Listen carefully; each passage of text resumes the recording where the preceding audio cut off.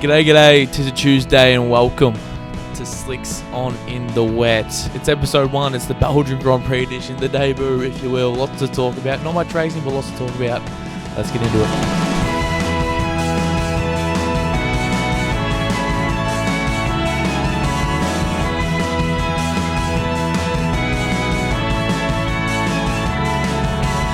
Welcome one and welcome all to the Slicks on in the Wet podcast. My name is Charlie, this is episode 1 and I'm feeling meh to happy. It was an alright weekend, full of drama, but Formula 1 first and foremost is racing and we didn't see any of that, which was a bit disappointing, but as a podcast episode, heaps to talk about, so I cannot complain one bit. Before we get into that, though, here we are, the Slicks on in the Wet podcast. I mean, I'm excited. I think I might be the only one, but at least someone is. So, here we are. It's episode 1. And, I thought I'd just, before we get into it, just run through a bit of who I am, what I'm doing, why I'm doing any of this. And, so I'm Charlie, as previously stated. And essentially what this is it's sort of a not so serious F1 podcast, I suppose. Mainly because I don't know enough to be a serious F1 podcast. I think I know enough, but if I say a very serious F1 podcast and then just start chatting shit, it sort of loses all credibility. But if I just say it's not so serious and then I start chatting shit, it's sort of that's the fun of it. So that's just really protecting myself there. A little legality from the start. Slicks on in the wet. I mean, for those who don't know, slick tyres on in the wet don't exactly work. I mean, you're out there, you're having a crack, but it's not working all too well. So that's what that is. Essentially, why I don't have many friends to I mean, I've got friends. I hope. I mean, last time I checked, don't fact check that, alright? Last time I checked, but I don't have many friends to talk F1 with, which I really like to do. So, how else do you do that? By starting a podcast. So, that's why I'm here. Why you are, couldn't be sure, but that's up to you. So, Slicks on the Wet, it is here. Essentially, so every Tuesday after a race weekend is the plan. I'll try to stick to that. No, I will stick to that, I think. After every race weekend, we'll come in here, talk some absolute smack, and then get out. So, be good. Hopefully, fingers crossed. But let's crack in. So, just before we get on to the Belgian Grand Prix, we had the summer break. Now, I would argue that is a bit misleading, considering in Australia it is the middle of winter. So that was a bit disappointing on F1's front. The marketing team really need to fix that one up for mine, because I was cold and people were saying, what are you doing summer break? And Instagram's filled with shirtless Lando pics on some beach somewhere, which I personally didn't care for. Might be a very unpopular opinion, but when it's freezing cold here, I don't like to see it because I'm selfish. So yes, the summer break brought on a few things. Firstly, Japan was cancelled. Now, I think we're about 5 minutes into this pod. Absolute bummer note to start on. So the Japan Grand Prix that was scheduled for later this year has been canned. It's their second year in a row now, which is really disappointing because that Suzuka track is sick. I really enjoy it.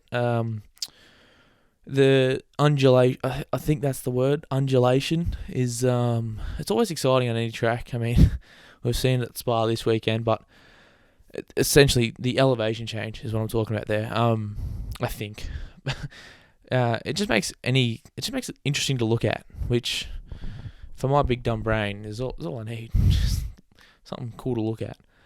But it really sucks because it's probably the right call. They just had the Olympics there in Japan, and we were scared about the Delta strain here in Australia. Can only imagine the strains they've got going there. They've probably done the phonetic alphabet by now. I don't know what they're onto, and I mean, the Olympics is just a bunch of like the elite athletes in their physical prime. So can only imagine there's going to be a bit of contact there. And yeah, I mean, there's only so much you can do with a bottle of hand sanitizer and a good attitude for mine. So probably the right call in the end, but still disappointing. Love Suzuka. Hopefully they get it back, because there's a lot of medium speed corners which, fingers crossed, the next year's regulations will fix. So next year's cars on Suzuka may be very, very cool to see. So fingers crossed we get that back. It's obviously disappointing, but probably the right call for mine. Another thing that popped up, come across my desk on TikTok, was a few videos of Danny Rick sort of deliberately going onto the grass and spraying dirt to the bloke behind him. Now, love it. Sorta. It's hard not to love because it's Danny Rick, and it's a good one, you know? It's a good one. And I don't know how much it actually affects the aerodynamics or whatever. It had to be distracting. I think it was Charles Leclerc behind him at Austria coming onto the start-finish straight, and it has to be at least distracting, but obviously it's probably not the best thing, let's be honest. I mean, I'd hate to see if Lewis or Max did it. They might be beheaded by now by some certain fans that are out there in the Formula 1 community at the moment, but lucky it was Danny Rick, the most loved man on the planet, and he could get away with that. So, love that by him, but love it, but then let's just not do that again.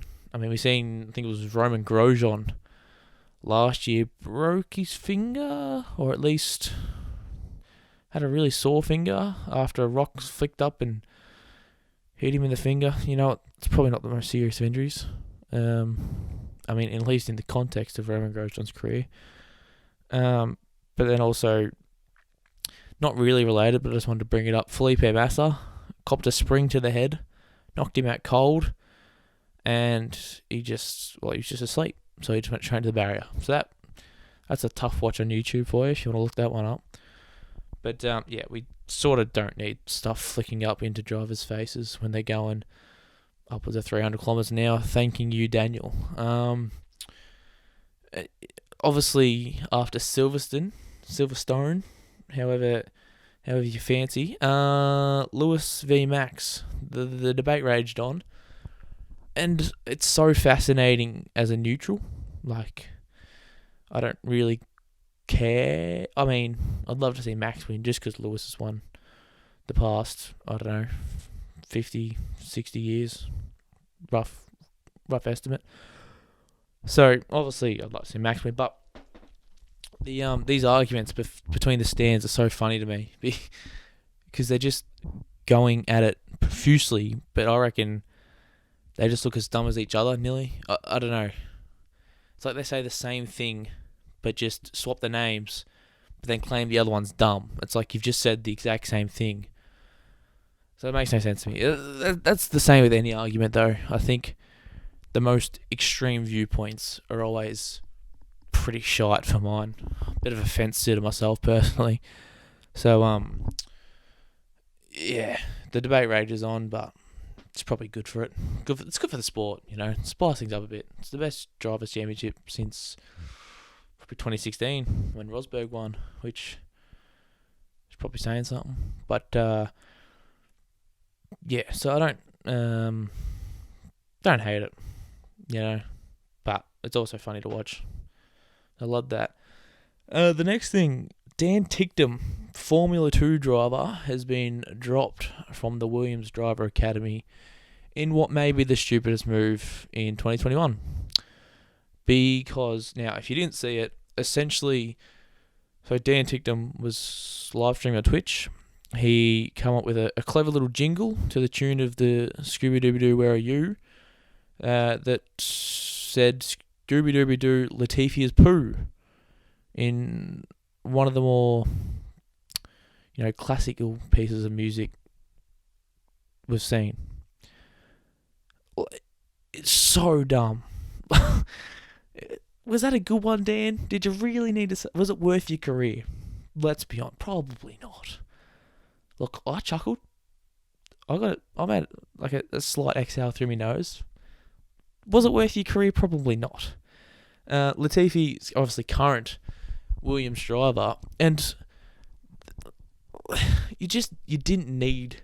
All you had to do was nothing, and you couldn't manage that, Dan. Like, what do you? And like, if he's trying to get that Williams seat, the person he's going to be replacing is George Russell, leaving him with his teammate Nicholas Latifi. So I don't know what he was trying to do there. Very, very, just strange. It's just why? Maybe he just knew he wasn't going to get the seat at all and just sort of gave up. I think maybe. Still, weird one. And I nearly sided with him for half a second. I was thinking maybe because Latifi's a bit of a pay driver, and there was people in the comments saying, "Brother, he's in F1, you're in F2. What are you doing?" And Dan came back with, he paid to be there and all this jargon. And I thought, look, maybe he did. Maybe Dan beat him in F2 but then Latifi got the promotion. No, that didn't happen. Latifi finished second in his final year of F2. In the same year, Ticktum finished 11th. So you've really got not much to go on. Sorry, Dan. And just a strange career move. Like a real shot in the foot for yourself. Bit of cheddar bob about that one. Except he's cool. So, yeah. But, yeah, so that basically wrapped up the F1 summer/horrible winter. Yeah, a lot of weirdness. But the F1 season, it's chugging along, looking interesting. Right, now it's the point we've all been waiting for. We'll get into this. We'll sink our teeth into this weird Belgian Grand Prix. Rain go away. Possible vibe for that one. It was a weird weekend in general. Just weird things happening left, right, and centre. Which for a Grand Prix we had, I think it was 4 laps in the race. One of the more interesting 4 laps. I think interest per lap is at an all-time high, or at least storylines per lap, because lot going on.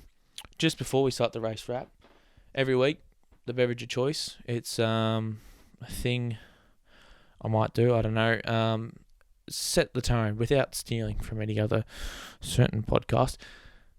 So today, in honour of the rain-soaked Belgian Grand Prix, I've gone with some of the finest rainwater Australia has to offer. And, so that's going to keep me hydrated throughout. Just for other examples, it's like a weekly... Say there's a Red Bull 1-2, can of Red Bull. Simple, so that's a nice little thing to have. So... Practice, Friday practice, not much happening, just a lot of spins. No Mazda spins, which was good for him, bad for my predictions. But, I think everyone was going off. I think Gasly, Ocon, this is from memory, Leclerc did a chassis. He had to get that replaced. Excusez-moi. Exit turn 5, just got lost it and just went straight onto the barrier, which is unfortunate for him. I think Max lost it at one point. I'm not sure if that was Friday morning, but Saturday morning, sorry. But he just a lot of spins. The only sort of dry running for the weekend, which I mean, at the time, should have taken it in a bit more, if I'm honest. Should have enjoyed it, because the rest of the weekend didn't go very well. We had that Alonso camera, the point of view in the helmet thing. That was amazing. Rated that highly. I don't know what that's like for Alonso to have in his helmet, but for the viewer, it was sick. I think I've seen a few YouTube videos about this. This might be getting into real nerdy territory, but cameras, they use a really wide lens now on like the onboards, so everything sort of looks Oh, maybe it's the other way around. It looks slower now. In the old day, you look back, it looks like they're going faster. It's something to do with the field of view. Anyway, this camera from Alonso, it made it look really fast, and I like that because Formula One, if you watch it on TV, you can sort of get into the perception that it doesn't actually look quick. But yeah, that was really good to watch, and you just see like his hands and you can see the dash. They pointed out that a lot, and the delta and what gear he's in, and so that was really cool to see. Rated that. Hopefully they bring that back a bit. As I said, I don't know what it's like for Alonso to have strapped in his head. But yeah, good little insight. I didn't mind it. Bring it back. Thanking you, Formula One / Sky Sports / whoever worked that out. Now let's move on to qualifying. The Saturday. Just got to say it. George Russell, take a bow, my friend. I am still in disbelief that happened on raw pace. Very happy it did. How can you have words for that? Everyone was surprised when you got into Q3. And for those who don't know, getting into Q3 guarantees you a top 10 spot. And then Russell has only gone and put it in second on the front row. It's ridiculous. I get that it was wet, but it's not like he was on a different tyre. Like, I initially thought when he got provisional pole that he would have been on a different tyre or something, then everyone else was going to work it out and he'd finished 9th or whatever. Nope. As soon as Hamilton just came in second under him, I don't even know how to describe it because I've never been more shocked at anything. That's all I can say about it. But obviously Williams are taking massive strides. I think, yeah, they both scored points, Williams drivers. I think Latifi finished in the points, or at least qualified in the points, and then just got a free ride. But yeah, so that was Williams on the up, and it's good to see because, you know, they're one of the, I'm not sure if they're an OG team, but they've certainly been there a while. It's a nice family team. It's a small team, and one of the teams you love to love. A bit like, you know, your McLarens and things like that. But so unreal by Russell. Obviously, the other major thing with qualifying, Lando was at the mercy of Eau Rouge and Radion, and the rain, to be honest, may have played a big part. RE, it very much did. He was the fastest. He was going for pole, which is really sad that he binned it.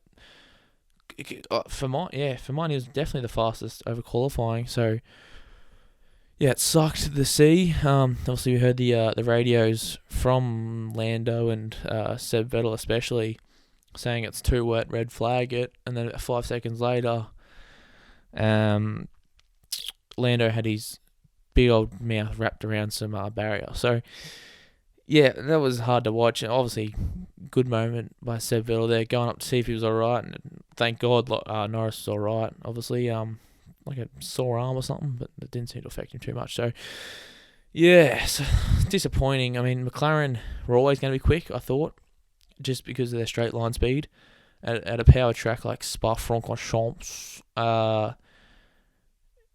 Yeah, a power track essentially, because I know there's a few people who may not know F1.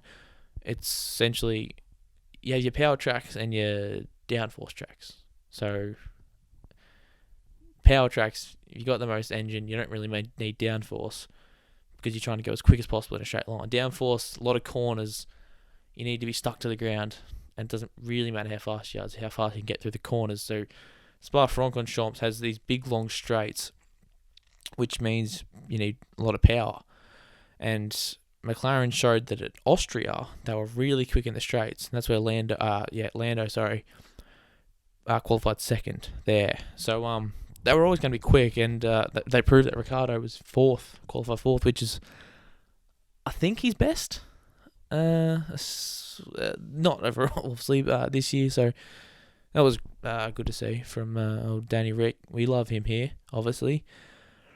But yeah, so obviously tough day for Norris, but you know, what can you do? The only really other things, Stroll and Bottas took their 5-place grid penalties for the the infamous incident at Hungary where Bottas decided to go 10-pin bowling and Stroll decided that pavement wasn't for him and that grass was more his thing, and then quickly realised grass doesn't have any traction, and just went on top of Charles Leclerc. So they obviously took them. I didn't actually at the time. I was a bit surprised that was a thing. Like you could take like a penalty. You get a penalty to be served at the next race. It's common sense. It definitely should have happened. They both very much deserved a penalty. But yeah, I thought that was pretty interesting. Obviously, yeah, Norris ended up starting in 14th, the poor lad, because he had to change his gearbox, which is a 5-place penalty because you're not allowed to change. Actually, I'm not going to start saying rules that are not 100%. Essentially, Parc Ferme rules means that you sort of have to have the same car from the start of qualifying to the race to prevent people just making like really good in qualifying and then really good in the race. So you have to sort of balance your setup. And obviously changing a gearbox is changing that. So obviously to some capacity. So he got a 5-place penalty for that. So so he ended up finishing outside the points, I'd imagine. Yeah, so that sucked for him. But then we get on to the race Sunday. The race is a generous word, I think. Lots happened. A lot of rain happened. Obviously, the big talking point, Perez. I don't know what happened there. So obviously, if you didn't see it, he crashed on the way to the grid. So usually at the start, it's they're on the grid, green light, do a lap. On the grid, lights go out, go away. He crashed about half an hour before that, just getting his car from the garage to the pit where they set it up and put it all the tyres on and stuff like that. Now, granted, I am sitting in my bedroom right now, but that probably shouldn't happen. I don't know how hard it is to drive one of these. I can't imagine it's too hard. Just chuck it in first, give it a few revs and off you go. But yeah, very weird one to crash it. You just literally, it's like I'm going down the shops to pick up tea. I don't know. I didn't have a good example for that. But yeah, it was just such a weird one. He didn't need to do it. Obviously, no one needs to crash, but it was just, a very, very weird situation. And then, back from the dead, they said, initially they said, as soon as that happened, look, we're not going to get that car out, we're going to DNF. And then obviously, rain set in, and then they knew the race was going to be at least like an hour and a half delay. And they sort of said, well, can we bring it back? And initially the FIA is like, no, you got help back. Like they had to put it on a truck, obviously, to get it back to the pits. And they said, well, the race hasn't actually started yet. And then the FIA took a bit, and they're like, yeah, no, fair enough. Go for it. If you can get that car right, power to you. So that was a very interesting circumstance, and they ended up getting it back. It didn't matter in the end because he had to start from the pit lane, also known as 18th, or 19th, because Kimi also had to start from the pit lane, and then Stroll got like a 10-second penalty or something. So he ended up finishing right down the bottom. So it didn't really matter. So, but still, it was a weird one. I love on the broadcast that we hear the FIA and the teams talking over the radio, which is really cool. It was a great insight. It was the sort of the Red Bull dude, I can't remember his name, but the Red Bull guy saying, just explain like why, and then the FIA just came back and said, fair enough, like go for it, which was pretty interesting. And then not much else happened. They had a couple of goes. They had that start procedure. They had 2 laps under safety car. And then antics ensued. I think we had Pierre Gasly asking if there's any sausages over the radio. He was a bit nibby. I hope they got that to him. It sounded urgent. Danny Rick just reminded everyone that it's his 200th Grand Prix. Oh, that's another thing. Danny Rick's 200th Grand Prix. What a man. I can't believe I haven't mentioned that yet. Yeah, what a man.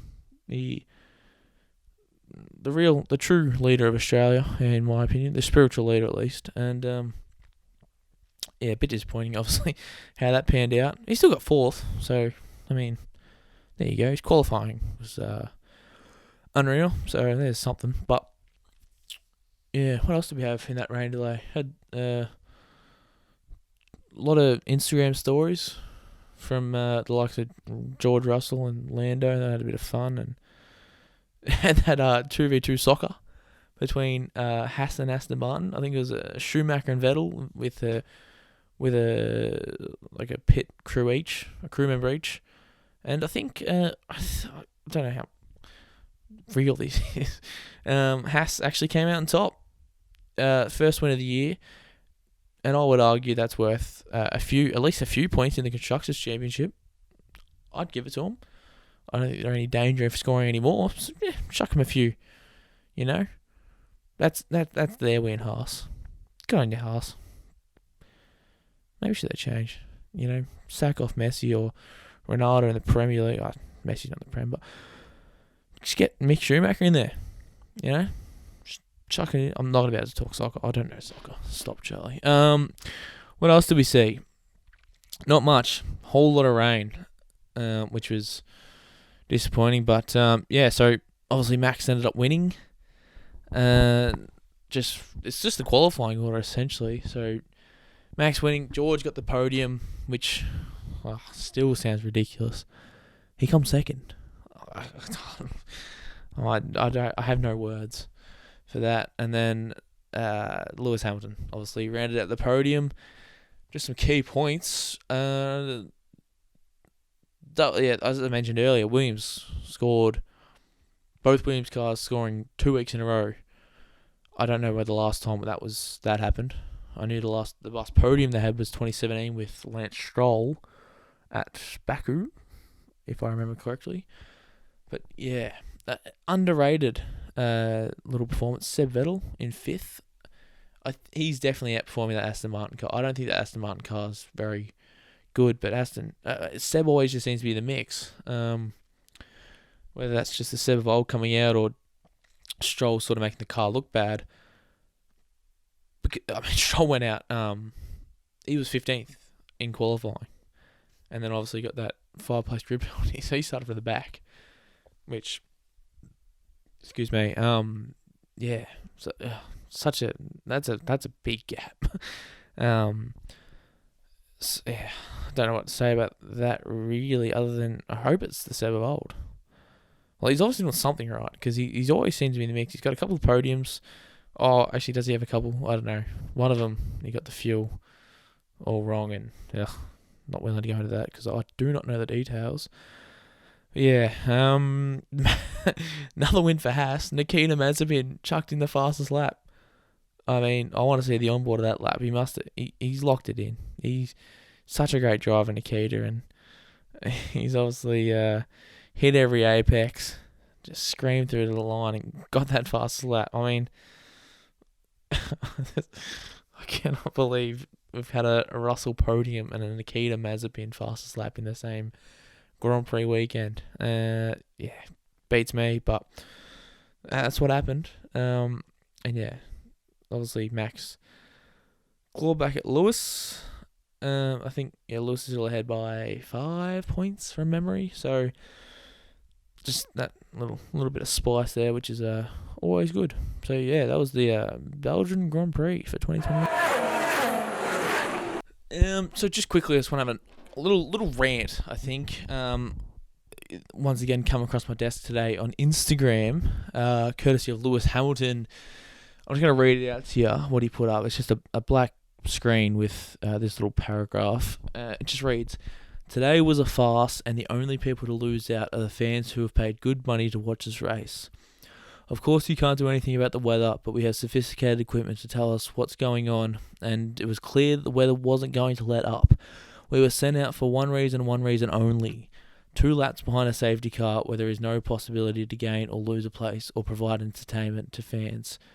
We should have just called it quits, not risk the drivers, and most importantly refunded the fans who are the heart of our sport now." I agree with 80% of it, but the 20% really ekes me, which makes me disagree with the whole lot of it. So essentially what he's saying, the fans, obviously, that looks like an absolute nightmare. 4 hours to stand there in the rain and then didn't get a race anyway. I agree, that looked horrible. And it wasn't great for the sport, let's be honest. Yeah, that sucked. But the bit I want to focus on here, which really doesn't sit, it's just weird. He says, we were sent out for one reason and one reason only, 2 laps behind a safety car. Now, for those who don't know, 2 laps is the minimum you can have for a result, essentially. Now, by saying we were sent out for one reason and one reason only, 2 laps behind a safety car, he's sort of insinuating that that's a bad thing. I don't think it is. It's like, no shit, they wanted a result. It's just such a weird comment from mine, because I wanted a result. The only person in any situation I can imagine who didn't want a result is maybe, let me think, a driver who is currently behind their direct rival 08. That is your situation, Lewis. You were the only one who didn't want a result. Not the only one, probably, but the main one, because you didn't qualify well. It's like, no, it just doesn't make sense. It's like he's taken this high ground where he's just assumed that that's a bad thing for everyone else because it was bad for him. It's like, no, I wanted a result. Of course you were sent out. He's like, we were sent out for one reason only. 2 laps behind a safety car. It's like he's cracked the Da Vinci Code in that. It's like, no shit, that was the reason. I don't get it. I don't get your point.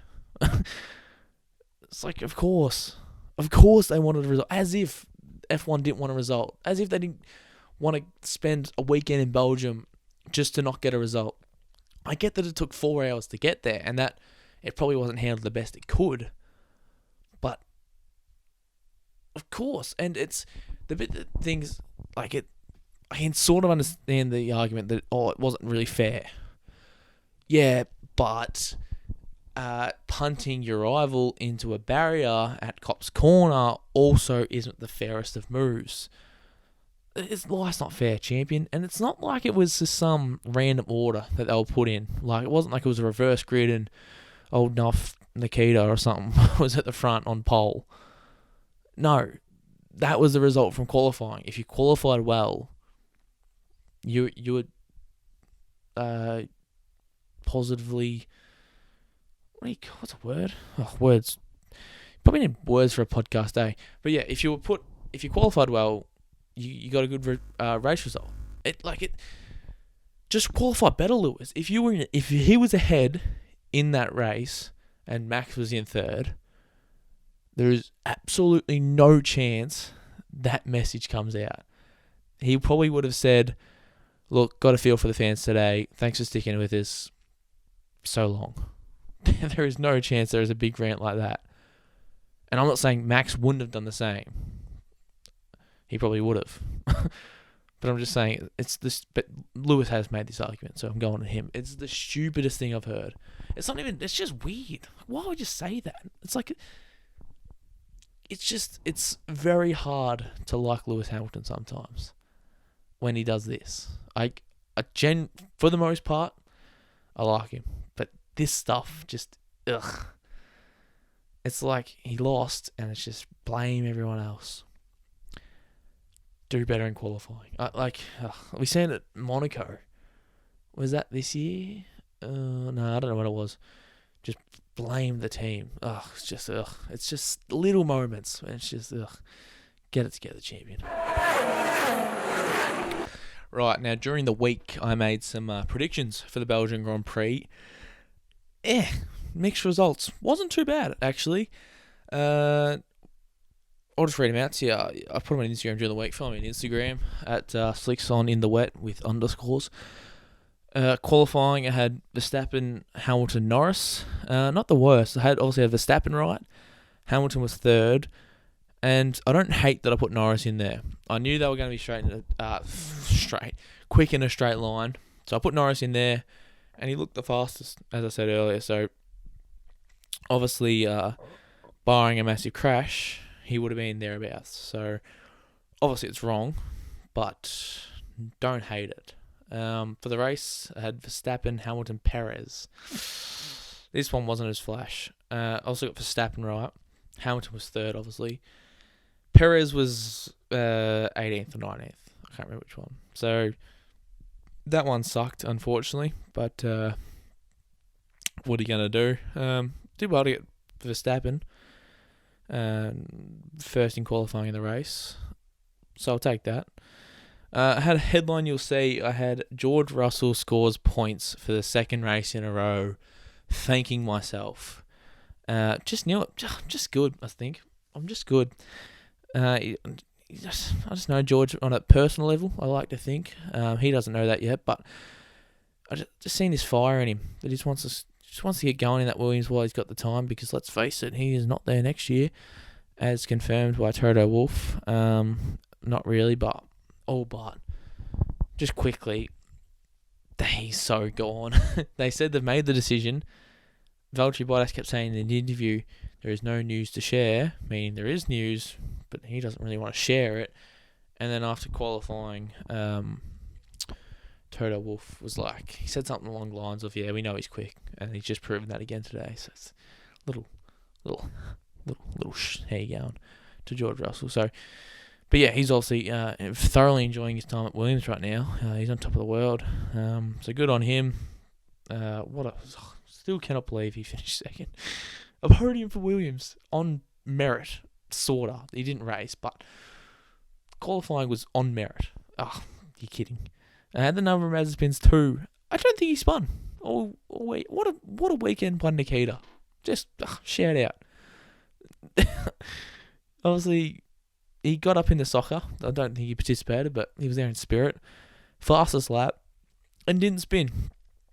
Now, that is the bar for Nikita Mazepin, unfortunately, but he has surpassed the bar, so can't hate it.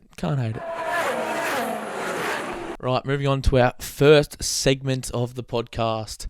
Now, if you're in Australia, you may have heard of a certain segment, Ducks Dozen, that was quickly adapted by Sampang to the Sam 6.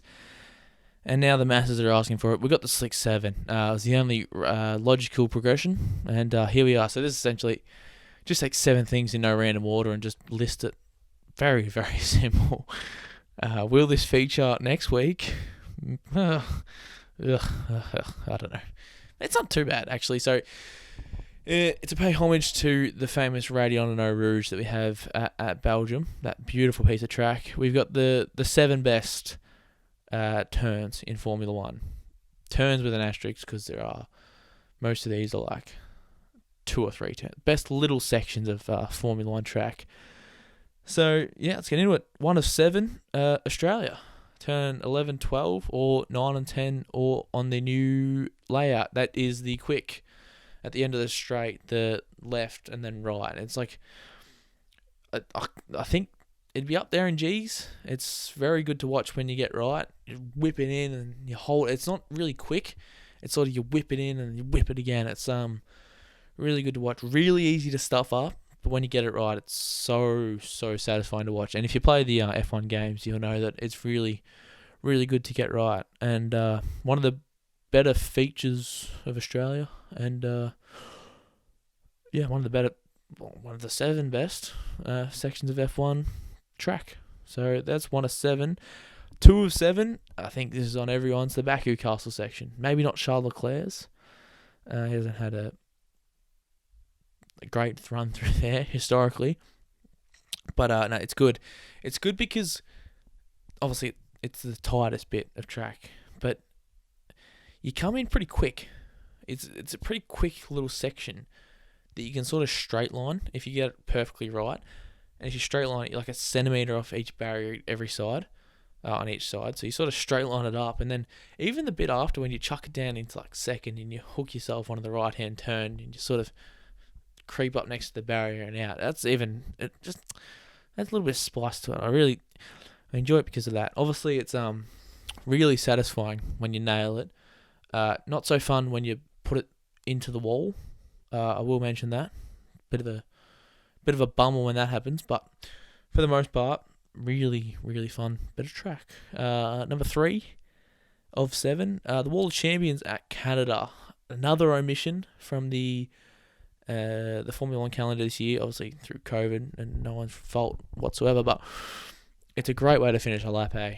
You know, you come off the straight and you've got this nice, really high-speed chicane that can just really make or break a lap. And obviously it's called the Wall of Champions because so you turn right and then left onto the straight, and on the right it's just a wall really close. So you sort of go up and get as close as you can without touching it, and obviously the champions miss it, and the not-so-champions are missing 2 right wheels. So, yeah, it's sort of make or break at the end of a lap.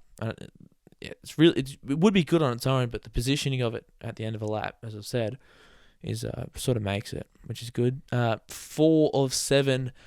I've got turn 8 and 9 at Paul Ricard.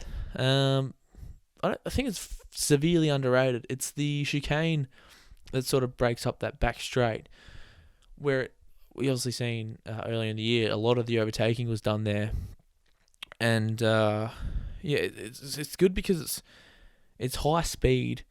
The first one's really tight, so it's a left right. The first left's really tight, but then it sort of opens up, and you can use a lot of curb, and you sort of you sort of go down to like 4th to really tuck it in, and then go down again, but then it sort of trails out. It's good to get right. I don't know how to explain it really. It's just good, and it's obviously good for overtaking, which also helps. 5 of 7. The final turn, which is turn 14 at Zandvoort. It's the big bank. It's pretty much a wall ride onto the home. The start finish straight. It's just different. As I said earlier, I really like elevation changes and all that are just fun because they're fun. You know, it's just fun to look at.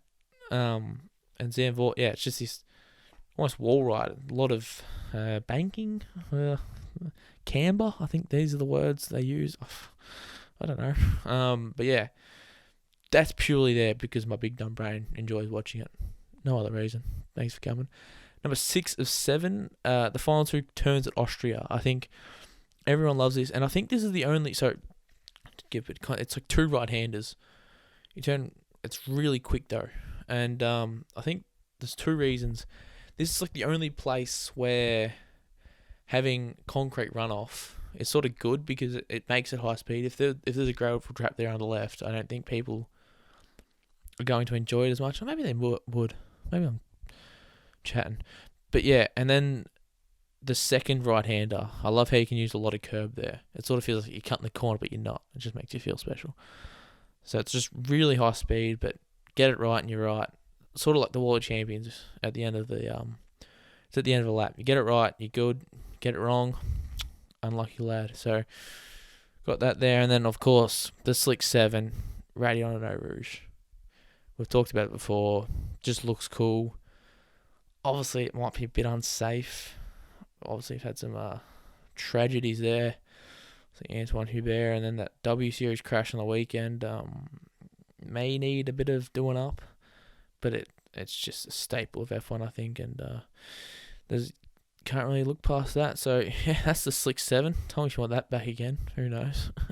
Maybe, we'll see. Alright, it's time for Grill the Grid. Now, this is not to be mistaken with the popular YouTube series by the Formula 1 channel, Grill the Grid. No, this is where we take a person, team, thing in the Formula 1 world and I'll just tell you why I hate it for a second. Hate's a strong word. Probably not hate it, just dislike. Just a general dislike. Now, originally this was going to be Valtteri Bottas, but then through maturing and wisdom, it's now Mercedes as a whole. There's only so much. It's not Bottas's fault that he's been there. I think he gets a lot of unnecessary hate.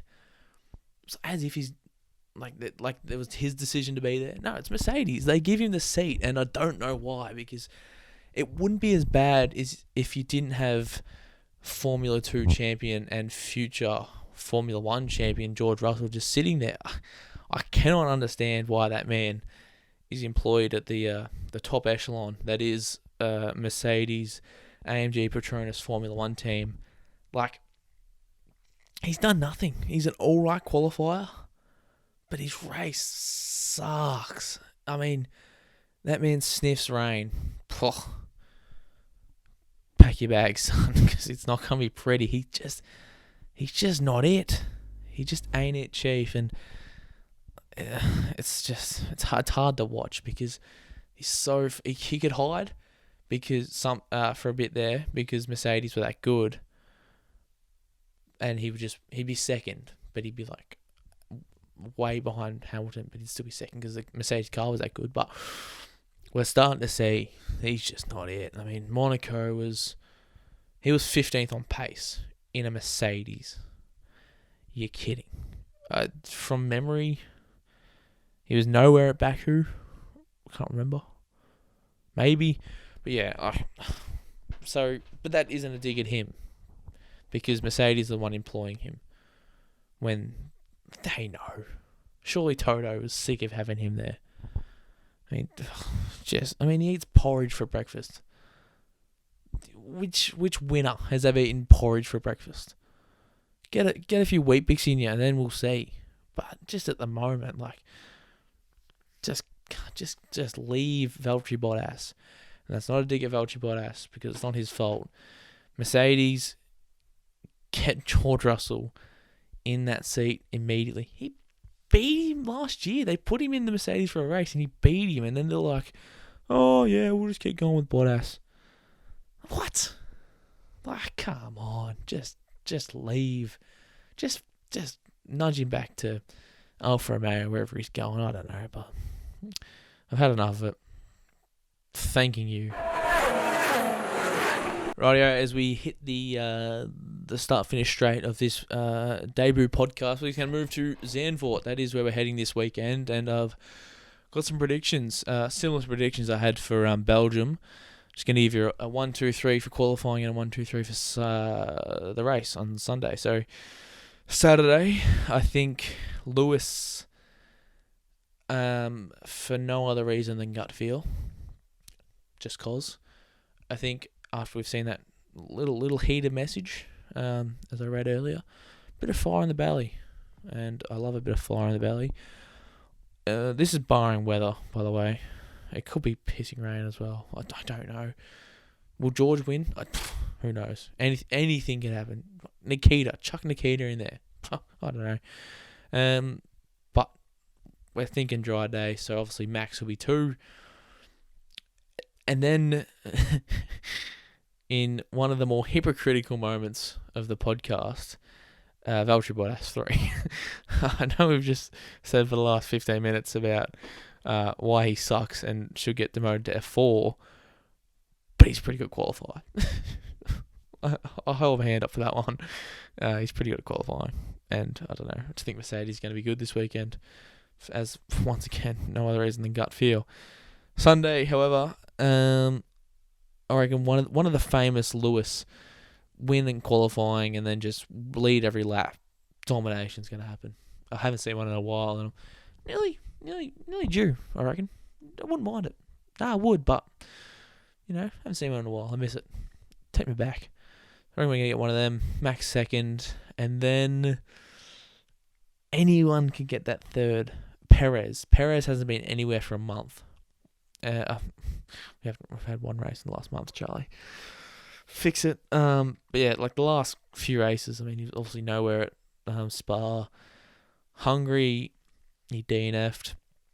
Silverstone, he had a shock in sprint qualifying and then was nowhere. So, yeah, I reckon Perez for a little bounce back. Because Bottas, going back on what I went back on, he sucks in the race. So I stand by that. Headline you'll see, Danny Rick outperforms Lando on pace. I'm not just talking, because Danny Rick has technically had better race finishes than Lando, but he hasn't beaten him on pace. You just know who's win. Lando was quicker than Daniel this weekend, but then he binned it because of a bit of skill and there was a lake. but like on genuine pace, I reckon Danny Rick, he might have found a little groove here. So I reckon Danny Rick's going to outperform Lando. That's my headline. The number of Mazda spins, he's proved me wrong, and I'm happy to do that. I'm going to go 0. I don't think Nikita will spin this week. There's not much in-depth analysis I can go into on that prediction. Once again, gut feel. A lot of that. And the final one, will Giovinazzi's hair look good? Yes. One of the more underrated drivers, I think. I reckon he's got the goods. And he's also got a ripping head of hair. It's one of the more voluminous cuts. The Italian Jesus, some might say, and I can be all about that. So, Giovinazzi's hair will look good. Will that ever be a no? Doubt it. But it's hard to say no when his hair looks that goddamn good, so... Okay, that brings us to the end of the Slicks on in the Wet podcast. That was episode 1, Belgian Grand Prix edition. That wasn't too bad, I don't think. I didn't mind that. I hope you had a little bit of an insight into the world of Formula 1. I hope you enjoyed it a little bit. I hope you come back, if I can be completely honest. But yeah, obviously, thanks so much to everyone who's listened to this. I've obviously wanted to do this for a long time, you know. Yeah, I love this sort of stuff, and it's so great for anyone who can, you know, maybe just have a look for 5 minutes and see what's going on. But yeah, I do appreciate it, and I thank you greatly. And yeah, look, I'll see you next Tuesday at Zandvoort. See you later.